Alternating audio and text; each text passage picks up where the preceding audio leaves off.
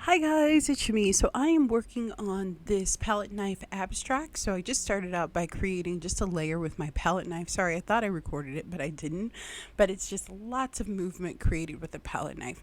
And now I'm going to kind of finish this up. I let the layers dry and I'm just using some acrylic paint and I am going to add some black, and then you'll see I'm just going to kind of play. This is a very intuitive technique, but if you've never played with a palette knife, they're so much fun and I hope you give it a try.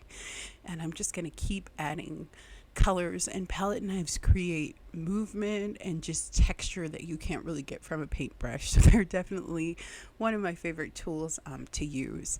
I used to teach in-person classes, and this was definitely my students' favorite tool that I showed them how to use. So I'm just going to keep kind of playing and adding layers, and I'm very intuitive when I paint. Maybe sometimes I'll have an idea in my head, but that hardly ever happens. So I just kind of give myself the freedom to let things dry and step away and then kind of play. So you'll see here I'm going to add some white, and I'm applying it kind of thickly, and I'm kind of covering up a lot of that gray, and I'm going to go in with a skewer and I am going to add some lines.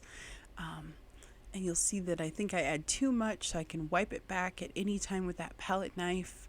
But it's so fun to just concentrate on one tool and see how far you can take it. So I did like those lines, but not too many. So you'll see that I'm going to do that on the other side too, and just keep adding.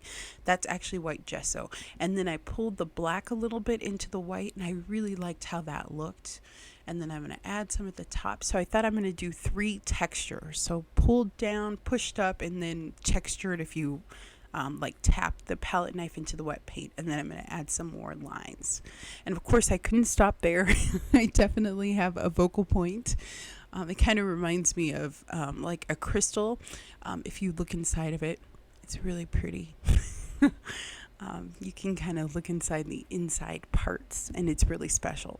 So I am going to keep working. I'm going to add a little bit more white, and it's just a back and forth. If you don't like something, you can let it dry and start again. Now I'm coming back. This is completely dried, so I just want to add just some more black to kind of punch things up a little bit. I kind of lost that a bit, and I want the eye to kind of move back and forth. So I'm just going to add a little bit more of that black and add some darkness, because I really want some of those darker values to bring your eye through the focal point of this abstract. And I love the way that that looks. And I'm going to add some splatters. This is just some white, what is it? It's white fluid acrylic from Deco Arts. So I just drop that down into it. So again, you get kind of this mix, and you'll see I added some dots, and those were cool. I really like that, but I wanted to kind of play with it a little bit more, get out of my comfort zone. I love dots, and I just let it kind of run. So I'm tapping on the canvas and letting this fluid paint kind of run, and I really love how that looks. And I think I'm even going to add some black splatters just to give it even more of a story. And the last thing I'm going to add is I wanted a little bit of metallic. So Dana Wakley has this sterling spray, gloss spray, so I'm going to use that too. So I'll just drop that on the canvas, and I don't know if you'll be able to see it, but it's really pretty. It gives this really beautiful shine that I love.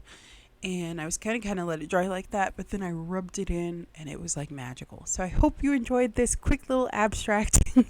If you want to see more of these videos, let me know, and I hope that you have a fun creative day. I love you guys. Happy creating. Bye bye.